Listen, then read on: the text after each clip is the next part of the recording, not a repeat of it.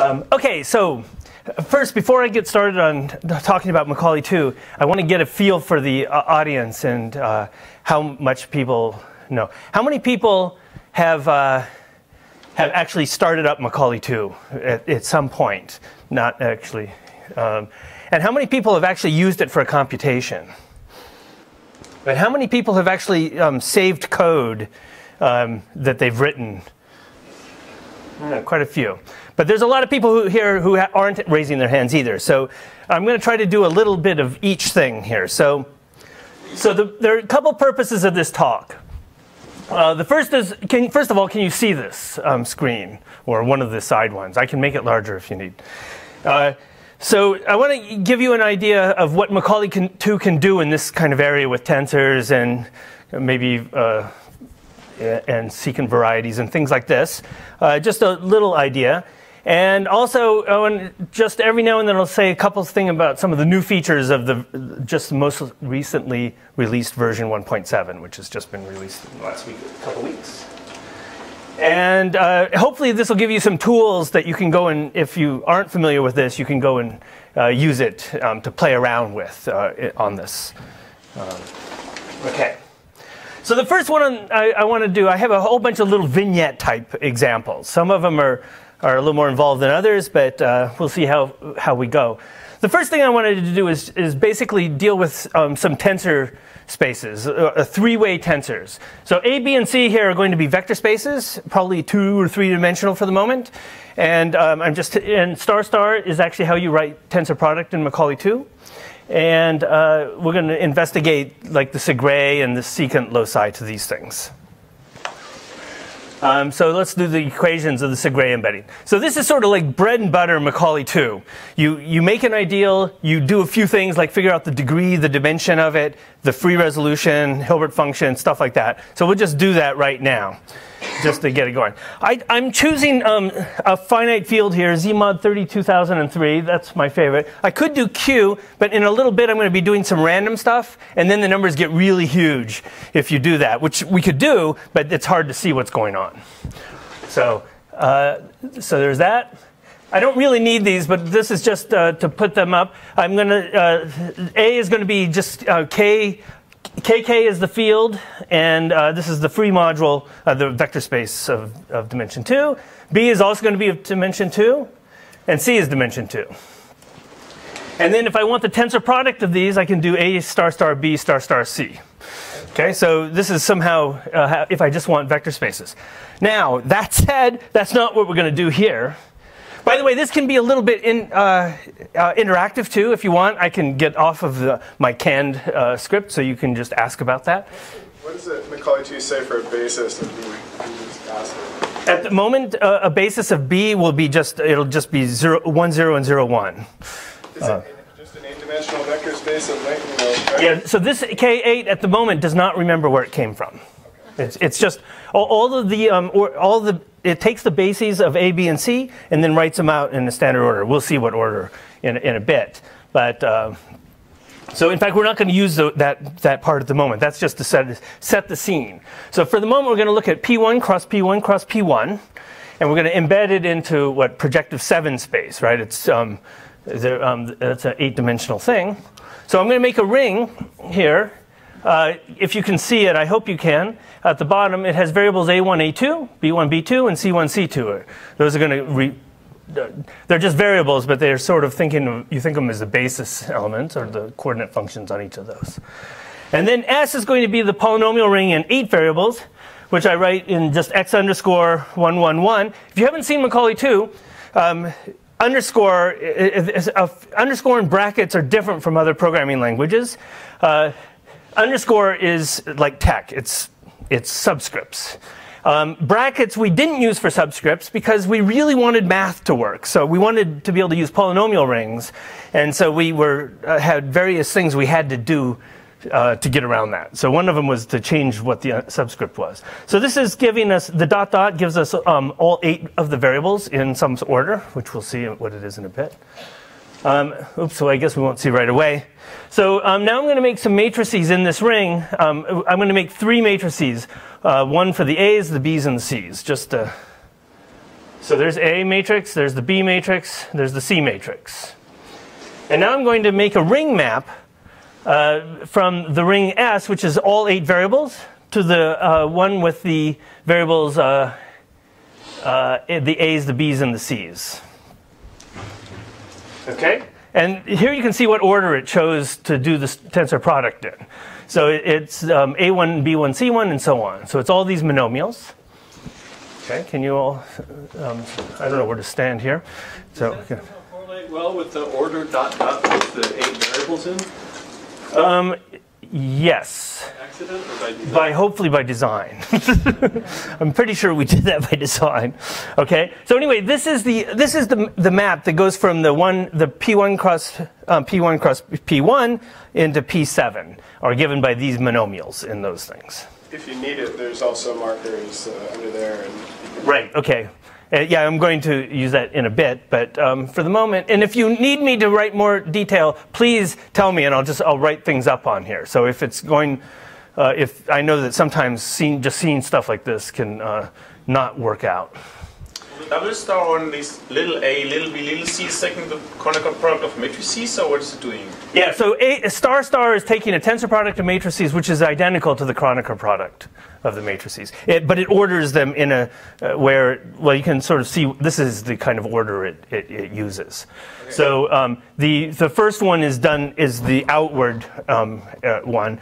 The B's are the middle one, and then C's are the one that move the fastest. Can we see just A star star B? So if I do A star star B, AA star star BB, I get this. Now it's written in a, here, let me just do ideal of that. OO, by the way, is the last thing that you did, and OOO is the previous thing. It doesn't, don't get to go back thousands of times, but you get a few like that. So anyway, here's the order. So A1, B1, then A1, B2, A2, B1, A2, B2. Can we see the variables of this? Yes.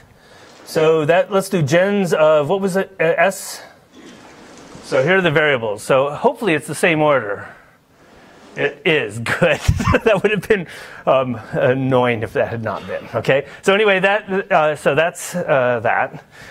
Okay. And now let's see. We can take the kernel of this ring map. Sometimes kernels of ring maps don't work so well because it's a very compute-intensive thing. But on this sort of small thing, it works fine. And let's see. You can hardly see what that is. So let me. Do I have anything in here? Not yet. So let me do here's the way I like to do this, although I have a way of, so these are the generators of this ideal in the variable. So it's the image of the Segre embedding of P1 cross P1 cross P1 is given by 9 quadratic polynomials. Okay. We can calculate, and then now this is a bread and butter sort of thing. You have an ideal, you want to find out something about it, so you have various commands. There's the dimension of it, which is 4. Now, is that right? P1 cross P1 cross P1 maps into P7. Actually, let me use some stuff here. Oops. So I have P1 cross P1 cross P1 mapping into, say, X, which is contained in P7. So the X has dimension 3, but of course this is the dimension of the ideal, which doesn't think of it in projective things. So it's doing it inside of 8 variables, so it's of dimension 4, the cone over it. Or the codimension in this case is 4 also, so it's dimension 3 inside of here, which is codimension 4. Let's see, what other things did I say? Oh yeah, what's the degree of this thing? 6. And Hilbert series. So the Hilbert series is just of the image, is just the generating function for the degrees in each degree. And this is of this form, 1 minus 9t squared and so on, over 1 minus t to the number of variables. Sometimes you want to get rid of you want to divide. This is actually something that's held in a non-evaluated form inside of Macaulay 2.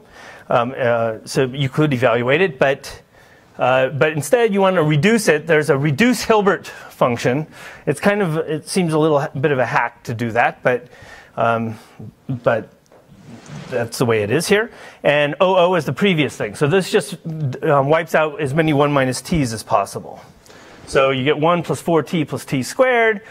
You can, the degree is actually the sum of those guys, which is 6. You can see lots of information from it. It looks like it's probably Cohen-Macaulay, which actually we know is true as well. But in any case, whatever. Then the other thing that you oftentimes want is the free resolution of the ideal in 8 variables. And that's it. All maps in Macaulay 2 are written from the right to the left. That was done also on purpose, for better or worse. The reason it's done is to keep the number of rows and number of columns sort of to match up with the way that you write things in general. And the Betty diagram is actually, instead of looking at all the maps, this gives you information on the degrees. Let me just sort of say what this means. The 1 is because it's an ideal. The 9 is actually the 9 quadratic generators. And it's quadratic because it goes 1 and then 2. Then there are 16 linear syzygies on this. Now, are people comfortable with syzygies and things like this here? How about like this? Maybe you could see some of the maps. Yeah, okay. 16 to 9. So let's see, that's O25 is the resolution. If I want a map, I can do .dd. That gives me the whole chain complex map. So like, for instance, if I look at the 0, if I look at the second one, this will be the first syzygy map. Okay, well, it looks like a bit of a mess, but it's not too bad.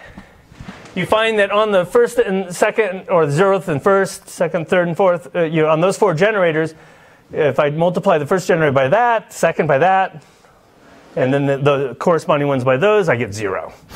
And then if each column here is one of these syzygies. And all possible syzygies, any polynomial that dots the 0 with the first 9 is a polynomial combination of all of these guys here. So this is, and these are minimal sets, and it's homogeneous. Let's look at the next one. Okay, these are the syzygies on those guys.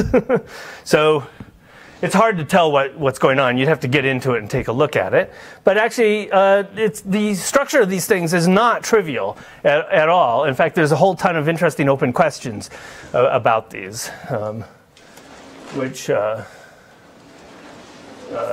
anyway. How about the next one? And then there's one last one. Actually, in this case, this thing was Gorenstein, so the resolution is self-dual. So this is actually the first, these are the 9 generators again. And actually, in the correct basis, that 16 by 9 matrix there is the same as the previous one that we saw transposed, if you do it in the right order. Okay, so anyway, so this is sort of playing around with this. You could also calculate the secant locus to this variety. One way to do that, I'm going to give you a naive way just to sort of see how it works. Let's calculate the second secant locus of this thing, or of x inside of here. What's the expected dimension, by the way, of that? So this has dimension 3 in here.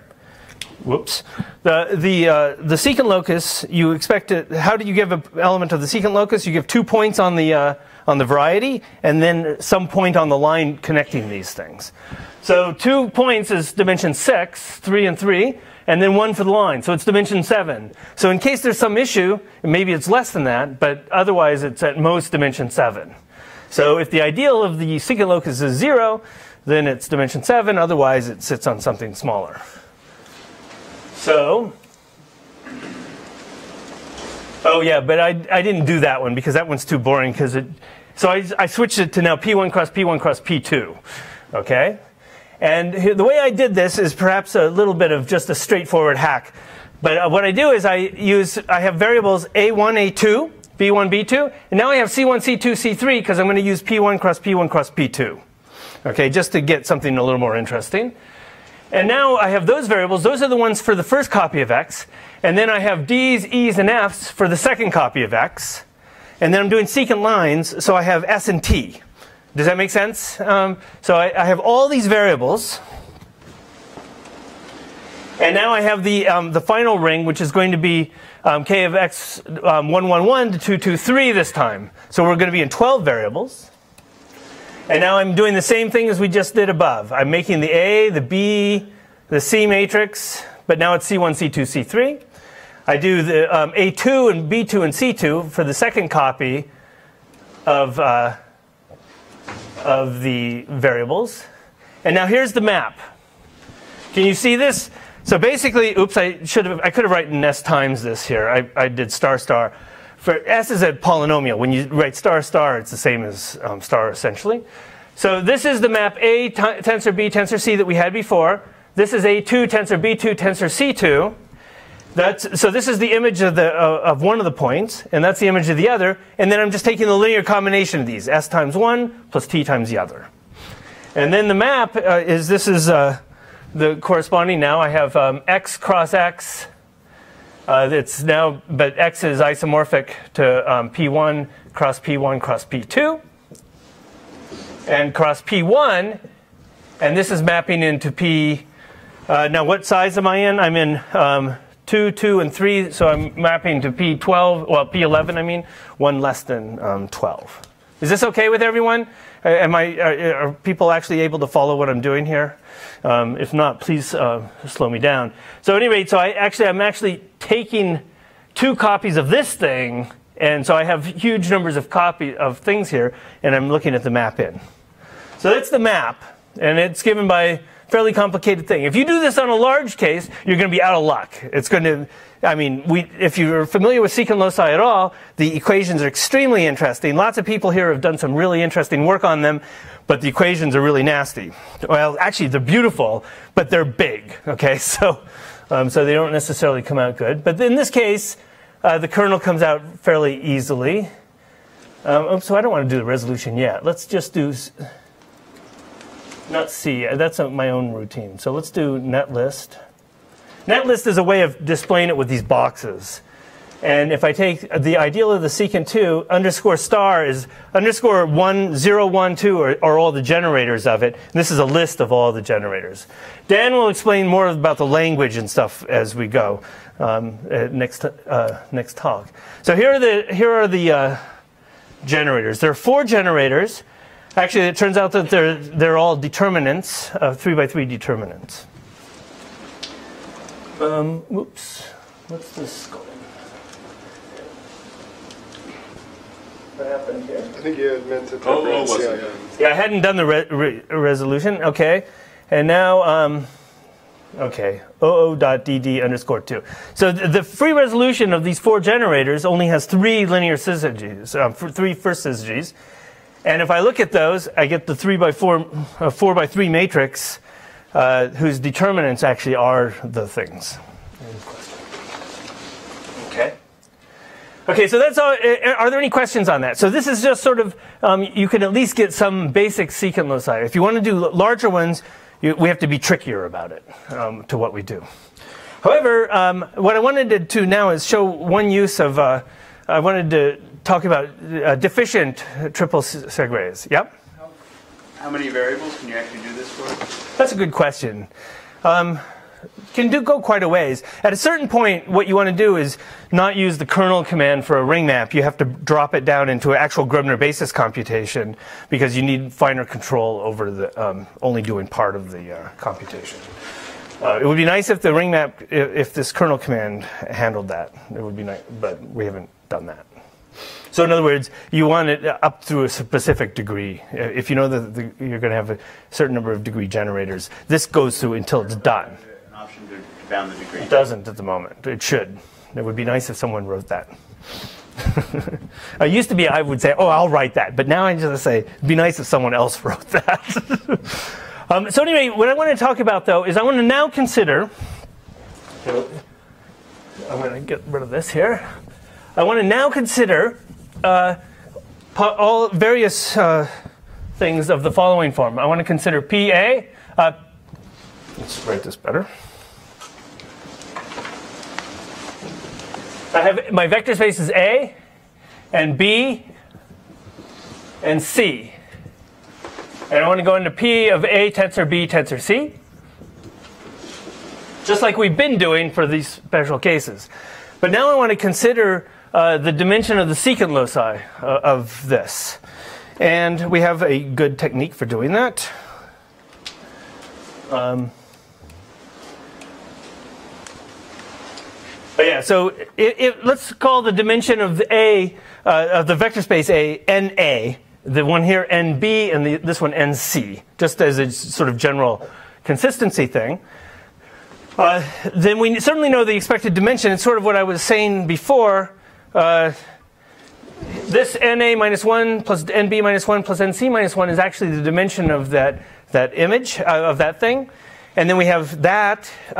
If we're taking the sec R, that's R points that we're taking on it. So we're going to have R times that, plus we're going to have R minus 1 for the projective R minus 1 space that when we fill up. So we're taking R points on it, and then we're taking the linear space of that, and then we're taking the union of all these planes. Is this okay? So this is the expected dimension of this secant locus. It's probably something. How many of you are familiar with how many of you are not familiar with secant loci? Okay. Does this make sense what I'm talking? So you have secant lines through it, but you also have secant planes where you take 3 points, and for every 3 points on it, you take the plane through that, and then you take the union of all these planes.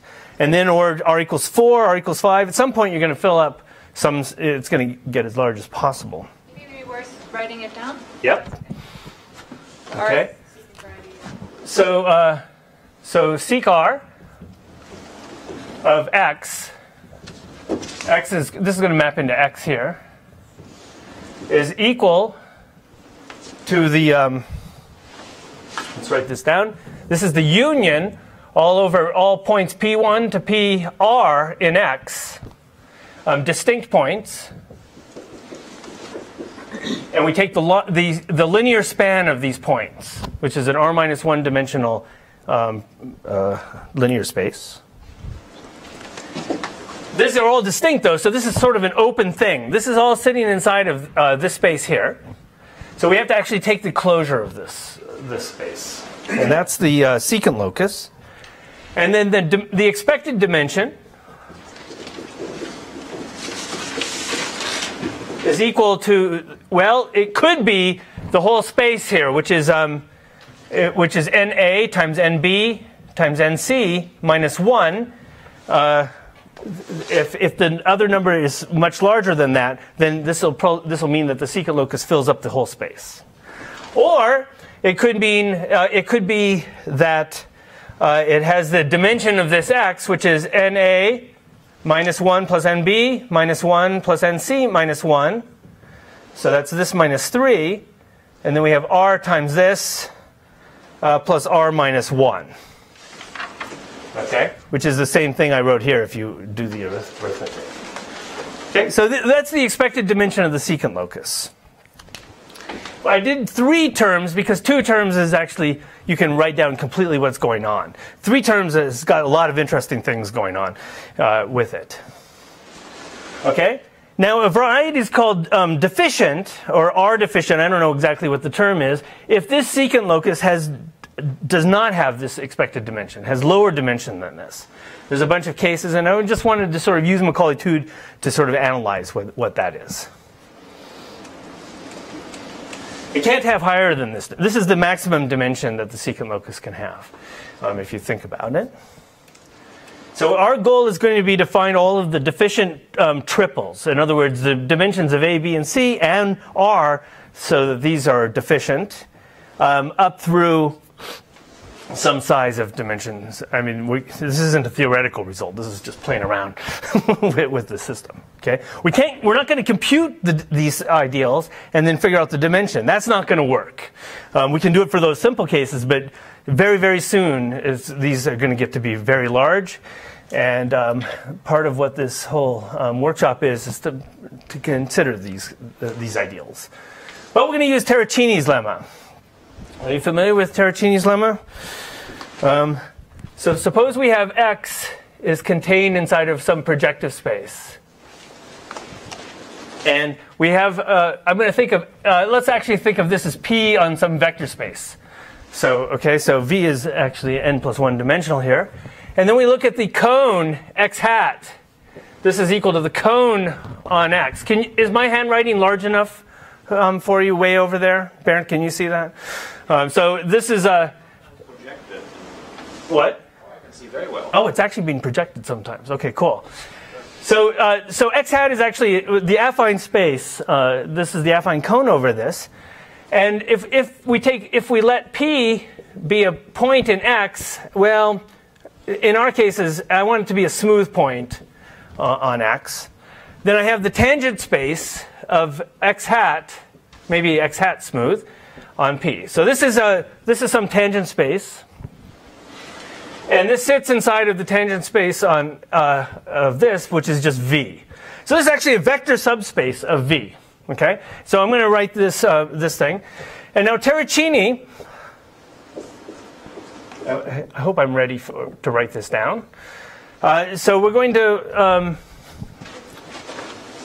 so what I want to say is, suppose let's let P1 to PR inside of X be pretty much general points is the way I'm going to be doing it, but be smooth points. Okay, so if X is, and distinct. Okay. And now I want to let P be inside the linear span of these P1 to PR. So this is going to be a point in the R secant variety of this thing. Okay? And I want to say that let this be a general point of this. Basically, I just want it to be a smooth point of the secant locus. Okay. Then, what we know is that the tangent space of the secant locus, sec R of x, at the point P, maybe I need to put a little hat in here. So, because I want it to be a subspace of this vector space. Okay? That this is actually equal to the sum of the tangent space at x at P1, that's a vector space inside of V, and we add that up all the way up to all P sub R of these guys. Okay, so it's a really cool thing. It's actually pretty straightforward to prove, but it's a nice thing. So why is it nice? Because if we could sample points of x, and this is all heuristic. We're not proving anything here. Okay, we're sampling them. We're hoping that they're in the smooth locus, which actually in this case they will be, since x is itself smooth. But then we're going to take a general point, and this guy here will be just the sum of these vector spaces. So we'll know that we can know the dimension of this space because this will be the dimension of the secant locus for a general point. Okay, so we're going to use this to sort of figure out dimensions of these things. So does this make sense? So our goal is pretty simple. We have to. We're going to. Given this this PA cross B cross PC, we're going to actually sample from it and find our points on it. Okay, and then we're going to. We're not even going to bother taking a point in here. We're just going to take the sum of those tangent spaces. So we have to figure out what the tangent space is as well, and then we have to sum them. And then once we've got that, we can just take the dimension of it and get it. Okay. Now, if this is Mike? Yeah. It might be worth pointing out that the naive bound on the dimension of secant variety is exactly like thinking that all of these tangent spaces are. Yeah, that's right. So if all these tangent spaces if this is a direct sum, in other words, they don't have any pairwise intersection, then that will exactly give this bound that we have here. Well, except for unless it's this value here. So I think this is just telling me. So this is the Terracini lemma.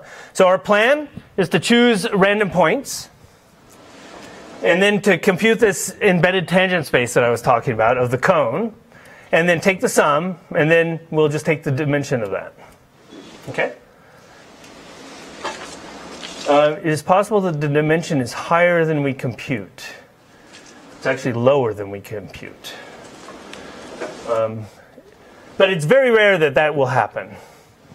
Okay? Unless we choose a very small finite field or something. So, okay, so let's, okay, I have a bunch of writing here. By the way, we'll put these notes on the web so that you can just sort of go through them in more leisure later on. I'm working over this finite field in part because I'm going to do random points. That was what I didn't realize I redid it. I could have done Q before. So now we're going to take A, B, and C to be our vector spaces. We're going to start with A, B, and C being dimension 2. We'll just do it by hand. And then we'll make a function that does it all for us. And then we'll rip through all of these examples. Okay? So here's V. This is the same one we did before. A tensor B tensor C. Now I'm going to write a function. I guess I am writing a function that is going to sample a point on the Segre. How do I do that? Well, in this case, what I want to do is I want to choose a random point here, a random point here, and a random point here. And then all I have to do, if I think of them as matrices, I will just tensor product all those matrices together, and I'll get my random point in the image, which is where I want it. So let's see if I get it. This is how we do functions in Macaulay 2. You sample Segre is the name of it, and a function is just arguments, arrow, and then some expression. So I'm letting K be the ring of A. That's going to be just this is mod 2003. And then I'm going to take a random map from K1 into the vector space A. Okay? And then I'm going to take random map from K1 into B. And then a random one K1 into C. Why is the column equals now, and how do you get to the next row and stuff like that? Yes. Okay. So first of all, what I'm doing here, I should tell you, I'm using Emacs and Macaulay 2 inside of Emacs, and I have this key where I hit F11, and it just brings up the next line for me. F12 starts at, maybe Dan will say a couple words about this also. Equals is assignment. Inside of a function where this parenthesis, colon equals is defining a local variable. So K is now a local variable if you have, it's not overriding the global one that we've got. A, B, and C are now these random things. And now I'm going to return a list of 4 things, or actually it's called a sequence in Macaulay 2. Of A, B, and C, we're actually going to need that to compute the tangent space. But the actual point is the last one, this A star star B star star C.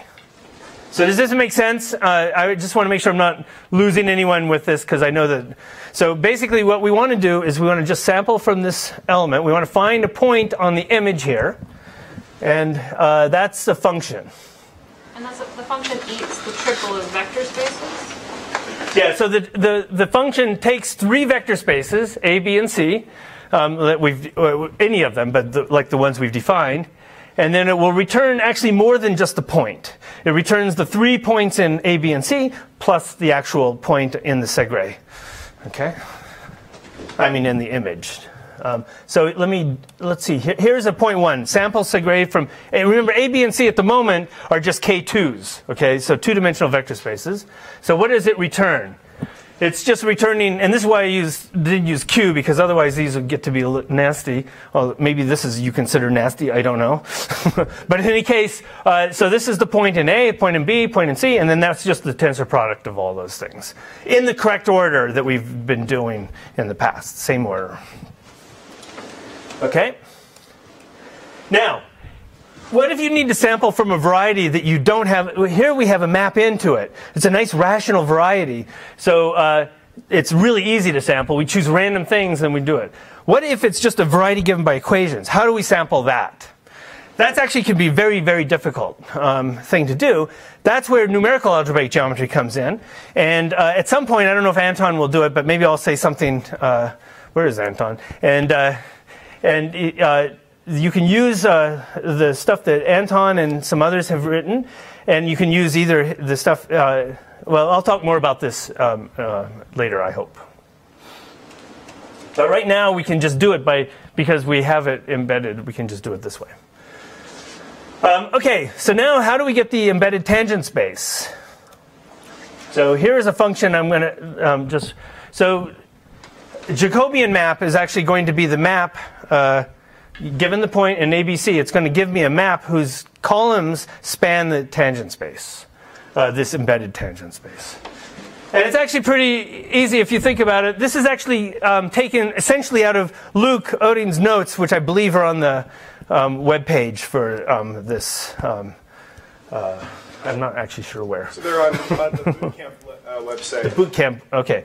So basically, the way you get it is you take, all indexing is done from 0 in Macaulay 2. I did it, it's a little tricky because I did x_111 to 222, but I chose it not to be from 0. But here, there are 4 things. That's 0, that's the first, the second, and the fourth component. So point 0, I tensor it with point 1. When I tensor with a vector space, that's really tensoring with the identity map. So it's allowing that one to be completely variable. And then I have to do the same thing for the second. So I fix the first and the third, and then I let the middle one be arbitrary. And similarly, I fix the second and third, and I let the first one be arbitrary. Those give me a bunch of maps, and then I concatenate them all together. So you'll see it in a second, I hope. Okay, so here's what it gives you. The Jacobian map of point 1 and ABC. So what's really going on is these first two are this map here. It takes just these part here and then tensor with the identity. And you can sort of see identity, these are the same, and same. Okay? And now these are tensored with the identity, but it's a little harder to see because it's in different places. And similarly, so these are the 3 parts. So there's... So the tangent space is actually generated by the columns of these matrices. So there's 6 of them. So if they're independent, then this thing has dimension 6. However, it isn't independent. It has rank 4. And that's actually always going to be the case because these tangent spaces always have the point that you start at in common. And so, in fact, you're going to get a couple combinations that are the same. So anyway, this has rank 4, which means that the image of this tangent space in the image has dimension 4. Well, wait a second. So remember, this was P1 cross P1 cross P1 mapping into P7. And I just sampled a single point in here. And I took its tangent space. But this is dimension 3, but I'm getting 4. So what have I done wrong?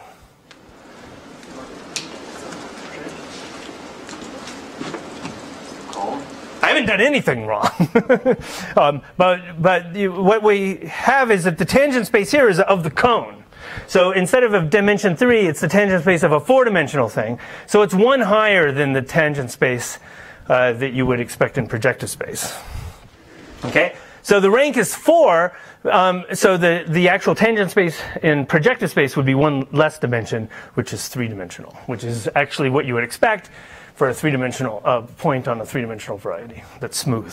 Could we have also used Macaulay 2 to just compute the Jacobian of the parametrization map instead of writing it out explicitly? We certainly could do that, except it's a little tricky because it's. We have to make sure we have it right because it's a. I guess we could because it's we could just take the map and then just differentiate with all of those. Should we do that? Let's do that in a little later. Possible to do. But yeah, so we could just do that and then just randomly choose points inside of that also. Maybe that would have been a little better, a little easier. However, now what we want to do is we're going to consider, for this one, we're going to consider the secant locus of 2 points. And so I'm going to take another point. I had point 1 already. Now I take point 2 as a sampling on the same thing. It's just some other point. And now how do I get the sum of the 2 vector spaces here? I just concatenate the 2 matrices. The Jacobian map, because it's the span of the columns. So I just put them, and then in Macaulay 2, a vertical bar like this is just putting 2 matrices, slamming them all the columns together. So when I do that, what do I get? I get, this is the first, 1, 2, 3, 4, 5, 6. This is what we had before, at least I hope it is. And now this is the same thing, but with the new random point. Okay? So we have 12 things. And now the rank of that is in fact 8, which is the whole space. So in this case, when I take 2 points and I have a tangent space, I'm getting the entire space. So that tells us that that secant locus is 8-dimensional, which is the whole, is 8 affine dimensional. So it's the image of the secant locus is everything. Does that make sense? Yes. What you expected. And that's exactly what we expected. These ends are 2 each. 2 plus 2 plus 2 minus 3 is what? That's 6 minus 3 is 3. Maybe. What? Maybe there is a minus 2. Otherwise it does not match. Yeah. No, I think I have a plus r minus 1 over here, though. I did it a little. Did I screw up? You put r later. Okay. I put r later just because I was the way I had done it. So here, this is 2 plus 2 plus 2 minus 3 is 3. That's the dimension of the space. Times 2 is 6. Plus 1 is 7. That's projective dimension that we expect. So we expect, and that's the same as this also. So both of them are 7-dimensional. And since we're getting rank 8 for the affine tangent space, that's exactly what we expect. So it's got to be the whole space. Well, the closure of it is. Okay. Any questions about that? So basically we sampled, we calculated these tangent things by using this Jacobian map. And then we just took the rank of that, the concatenation of these guys, and we got the dimension that we expect.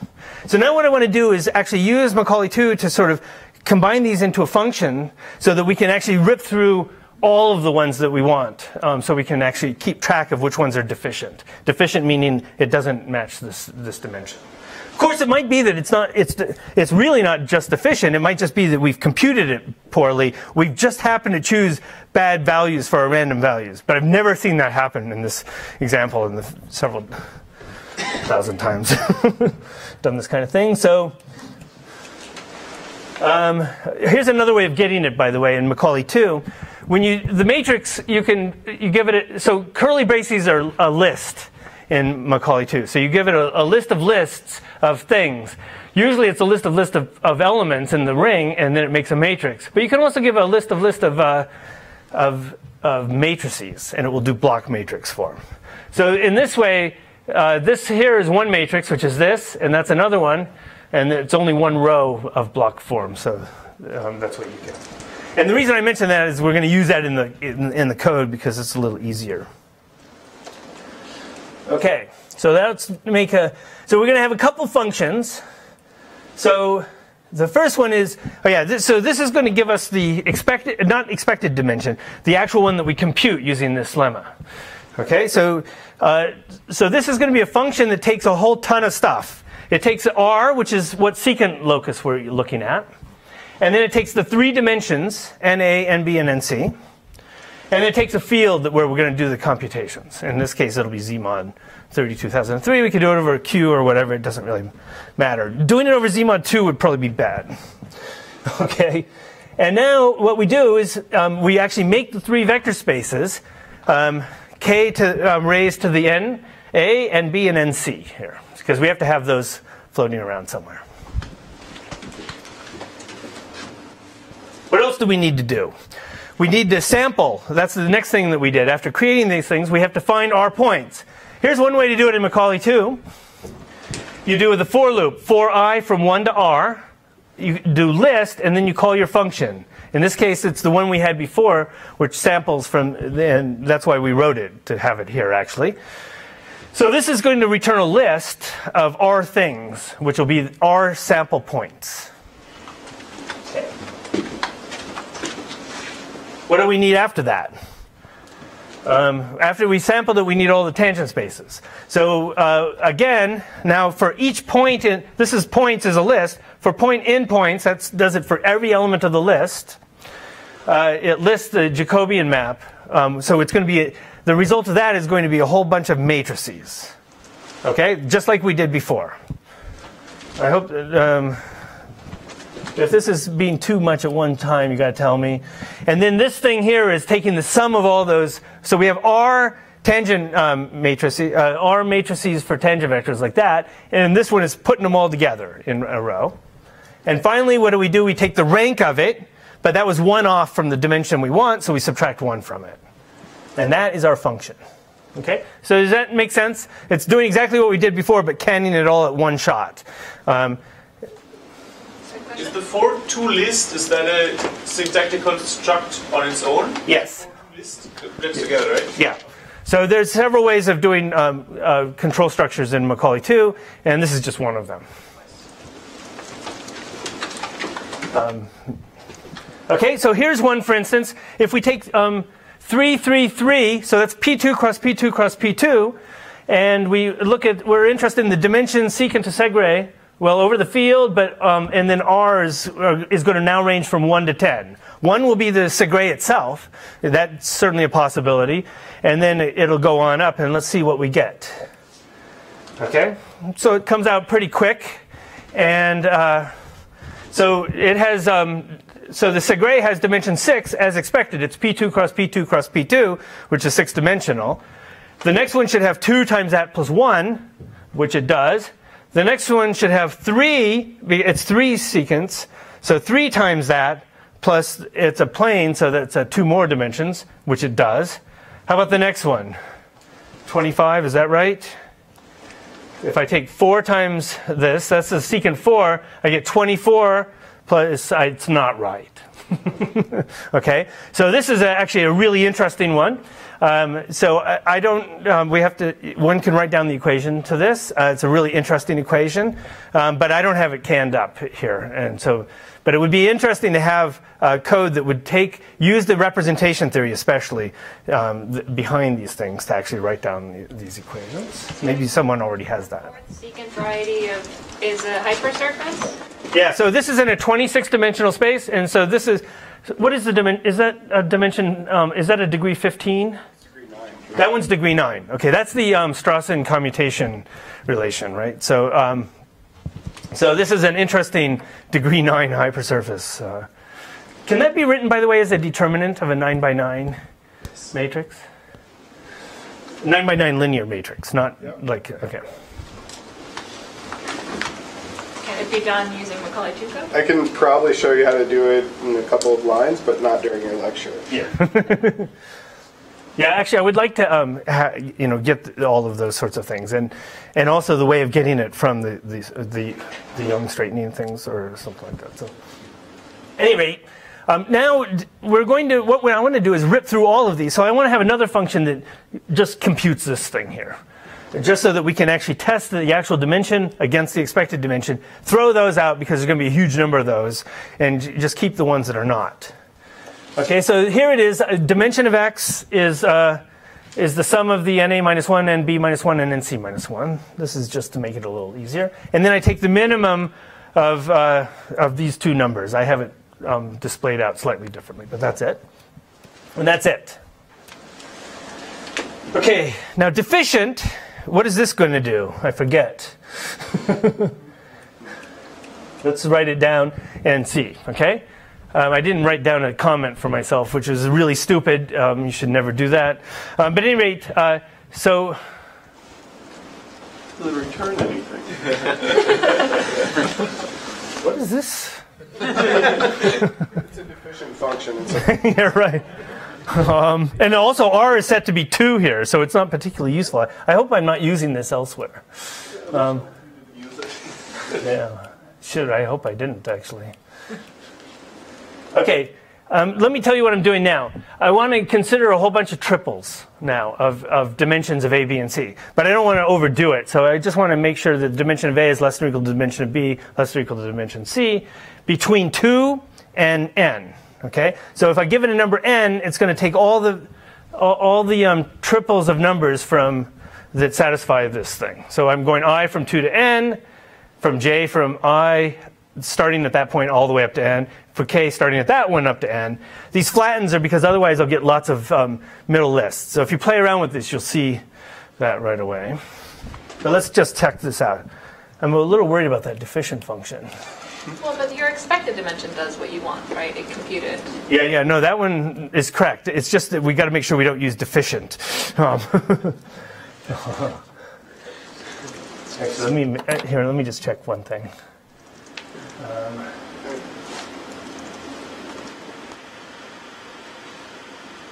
Okay, good. I didn't use it. Okay, so n equals 5. Let's do all the ones for dimension up to 5. So all the ones that have up through projective 4 space. Okay. Screen is divided now. Sorry. How's that?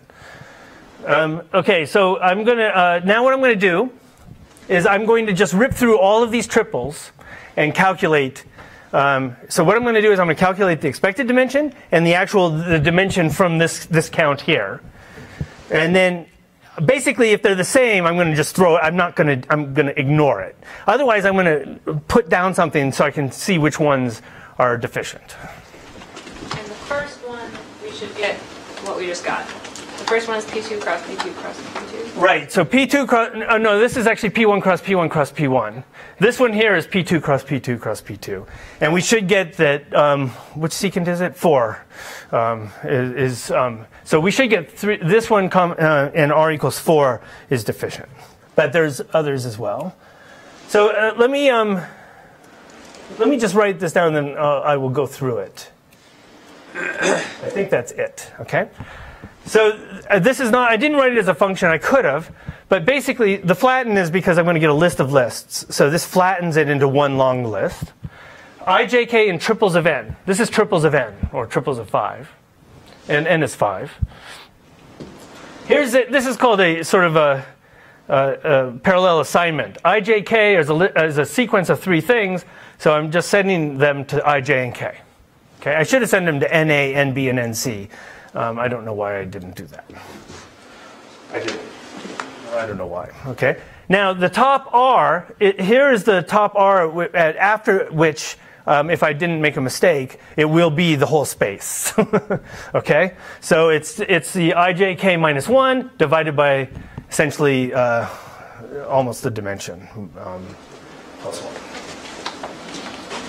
And now for each R in that range, starting at 2, because I'm not going to do the Segre, up to this. Actually, I don't even need to do 2 for the most part because there are theorems that tell me that those are going to be okay. But I think that, anyway, we'll check it anyway. Make sure that everyone got it right. Okay, so and we compute the expected dimension here and call it expected. We calculate the dimension secant to Segre. That's the one that we did all of the stuff for here to get it. And that gives us a dimension here, which I call D. If D is expected, then what I do, so here's what's going on. See this for something or other to something or other list. What that's doing is it's collecting the results inside there and making a list out of it. However, if you do continue, it doesn't add anything new to the list. So anyway, if it's expected, we just ignore it. Otherwise, we need to mark down somehow what we got. So this may not be the best way, but here's what I did. This is what I'm returning. It's essentially a whole bunch of numbers. I, J, and K are the 3 dimensions. R is which R we found to be deficient. And this is just a thing in Macaulay 2 called an option, but it doesn't matter. It's just a way of getting it to display nicely in this case. And it's going to show, on the other side of that guy, it's going to return both D and expected. So we can see what dimension it thinks it is and what the expected dimension was and how much they're off. And then this will give us a list of all of the things. The flattened on the top gives us everything. So if I hit F11 now, it did all of those already. Here, if I do net list of the previous thing, 00, it should give it. So these are the deficient ones. It's amazing how fast that is. Yeah. And here's the 3334 that we saw. And do you know what this equation is? It's codimensions. It's dimension 73 instead of the full 74. I don't know what it is. So it's probably a determinant. But do you think that one's a determinant? It would be nice if it were. A lot of those are hypersurfaces. That's the other. The top one. They're not all. So actually, the 225, the third secant variety to this one is codimension 2 in here. Actually, this one and this one both are codimension 2. They're probably coming about from some similar sort of deal. And then these are hypersurfaces. So now let's actually up the game and do it. We can do it through 9. How about 9 or 10? Which one should we do? Is 9 okay? Does 10 work? Sure. But it takes a little bit longer. It might be the end of my talk. Okay, so now, okay, I have to go back because I have to rerun that same code. Oops, that's not the right. Uh-oh. What am I doing? Okay, so I'm going to run this code right here again. Okay, n is 10. And now I'm going to do that same loop again. I just went back. I didn't have it typed in twice. So I'm doing exactly the same thing, but now n is 10. Oh, I should have showed how many there are, though. Let me just let me get rid of that. And do tuple, what did I call it, triples? Triples of 10. And actually we can do number of that, just instead of printing them all out. There's 165 cases up there, up through, so this is going up through P9 cross P9 cross P9. Okay, now I have to go back and get that again. Why does it not go back to the same one? Okay. Maybe you buried it. I probably did. Okay, here it is again, okay? N is 10. Oops, is it doing it? Yeah. Okay, hopefully that's it. Either that or we're sitting here waiting for me to type something else in, which is certainly a possibility. I've done that before. You're thinking, wow, this is taking really a long time. Okay, this does take a bit. So we'll look at that in a bit. I have a bunch of other things I might like to talk about. 5 minutes. 5 minutes. My talk. Could maybe do that. We'll see what people want. Okay. So so other things that I will, while that's doing that, actually maybe it's done by now. Oh, there we go. Okay, it's done. Okay, so let's see. Netlist is next. Okay, so these are all the examples. Okay, so all the first ones are not. So these are all the deficient ones of size less than or equal to 10, 10, 10. Okay. Notice that because of the way we ordered them, anything with 4 or greater is not deficient ever. Is that a theorem, by the way? It's a conjecture. Okay, so and most of these are hypersurfaces. This one's off by 8, though, for instance. So it's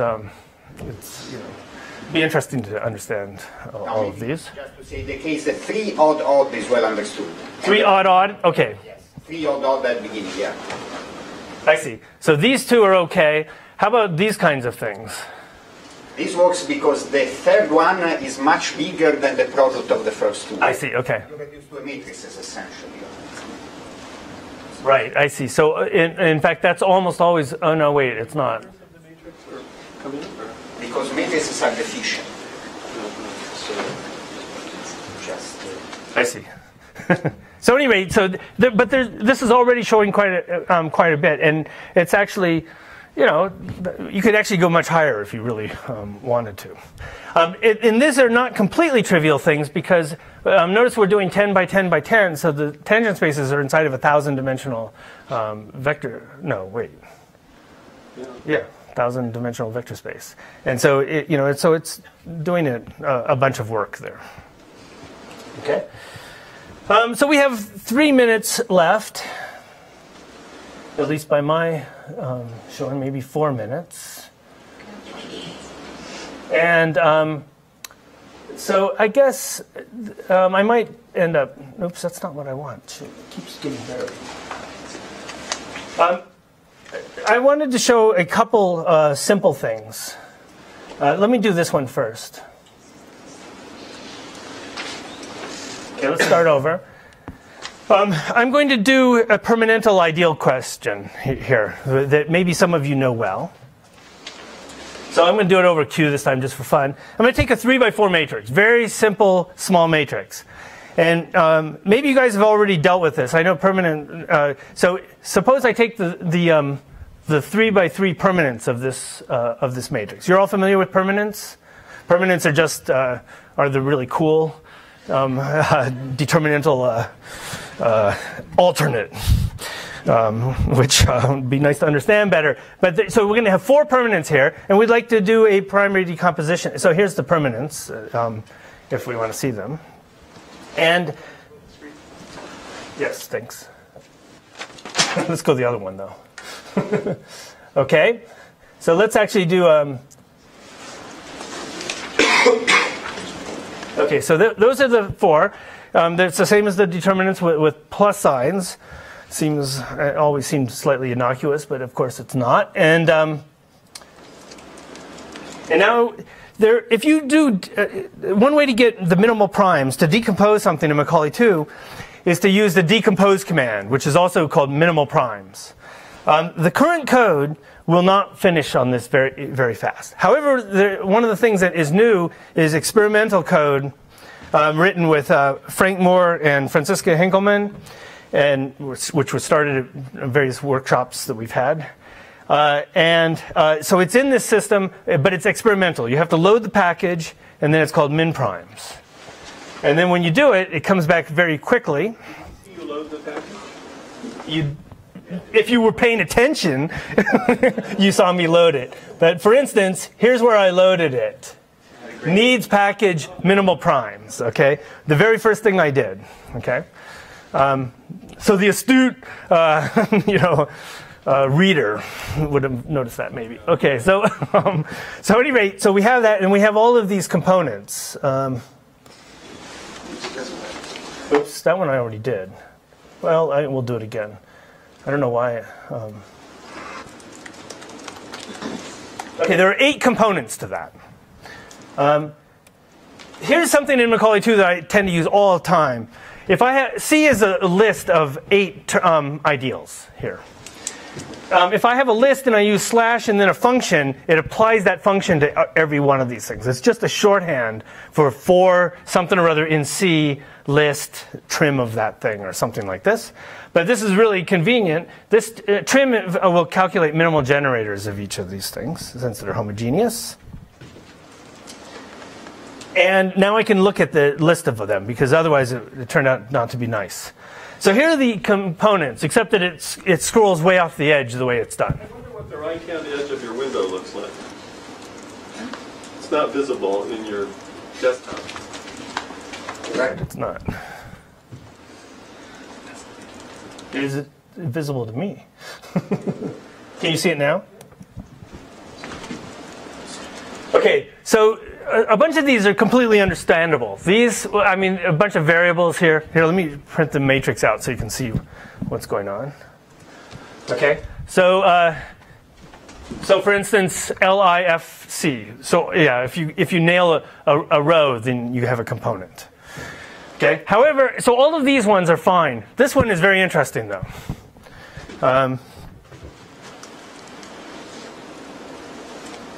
So that's C_7. Remember underscore, and then it's the 8th one on the list, which is the index 7, and it's this big mess. So let's look at it nicer. It goes again off the edge.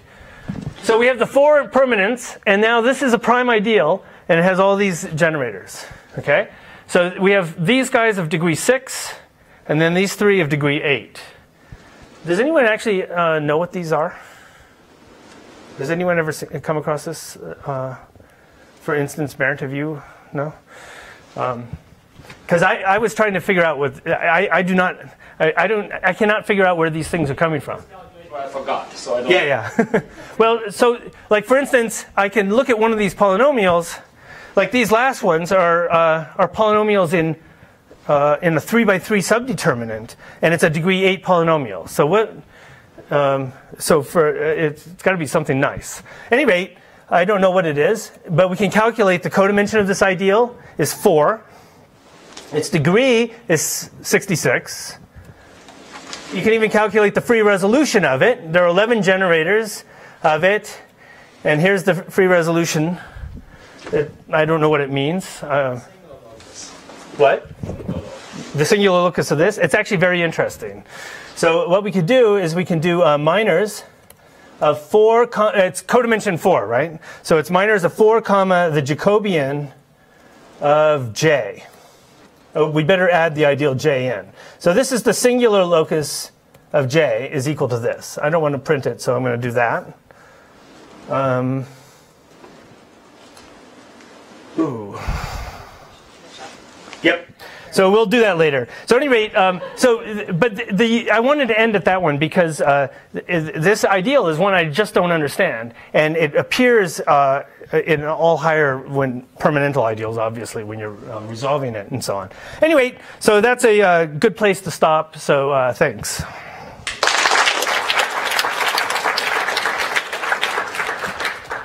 Any questions for Mike?